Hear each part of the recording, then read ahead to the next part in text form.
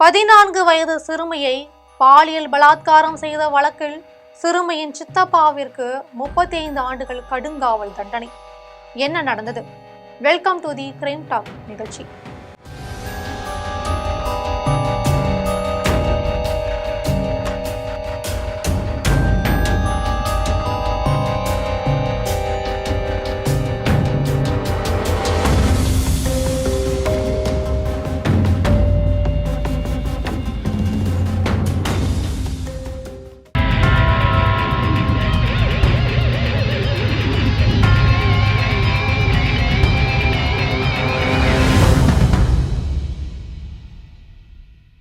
திருவள்ளூர் மாவட்டம் பட்டாபுரம் அண்ணா நகர் பகுதியை சேர்ந்தவர் வினோத். இவரது மனைவி தனலட்சுமியின் அக்கா தனது கணவரை புரிந்து வேறொருவருடன் சென்றுவிட்ட இந்த நிலையில அவரது 14 வயது குழந்தையை தனலட்சுமி தான் வளர்த்துட்டு வந்தாங்க.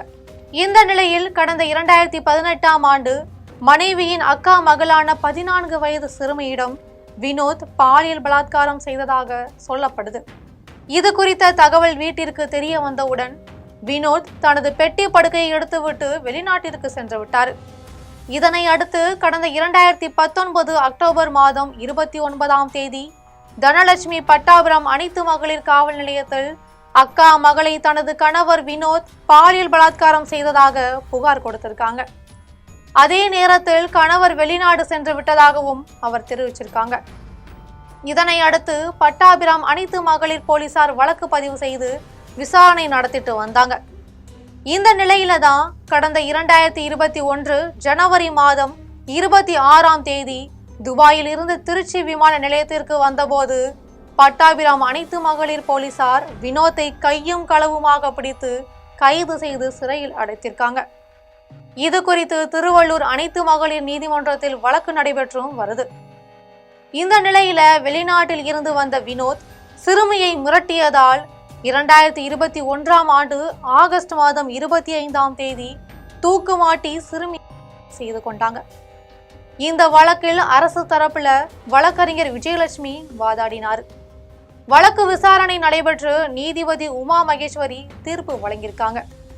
அந்த தீர்ப்பில் சிறுமியை கற்பழித்த குற்றத்திற்காக 10 ஆண்டுகள் கடுங்காவல் தண்டனையும் ரூபாய் 10,000 அபராதமும், சிறுமியை மிரட்டிய குற்றத்திற்காக 2 ஆண்டுகள் சிறை தண்டனையும் ரூபாய் 5,000 அபராதமும், சிறுமியை பாலியல் வன்கொடுமை செய்த குற்றத்திற்காக 3 வருடம் சிறை தண்டனையும் ரூபாய் 5,000 அபராதமும், பாலியல் தாக்குதல் நடத்திய குற்றத்திற்காக 10 ஆண்டுகள் கடுங்காவல் தண்டனையும் 10,000 அபராதமும், உறவுக்காரன் என்ற முறையை பயன்படுத்தி பாலியல் பலாத்காரத்தில் ஈடுபட்ட குற்றத்திற்காக 10 ஆண்டுகள் கடுங்காவல் தண்டனையும் ரூபாய் 10,000 அபராதமும் என மொத்தம் 35 ஆண்டுகள் கடுங்காவல் தண்டனையும் 40,000 ரூபாய் அபராதமும் விதித்து தீர்ப்பு வழங்கியிருக்காங்க. மேலும் சிறுமியின் சித்தி தனலட்சுமிக்கு இழப்பீடு தொகையாக ரூபாய் 5 லட்சம் வழங்க அரசுக்கும் நீதிபதி உமா மகேஸ்வரி பரிந்துரை செய்தார்.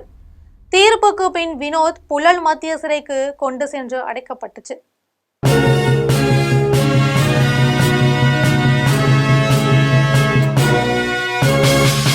உடனுக்குடன் அப்டேட் தெரிந்து கொள்ள ஜெம் டிவி தமிழ் ஆப்பை இன்ஸ்டால் செய்யவும்.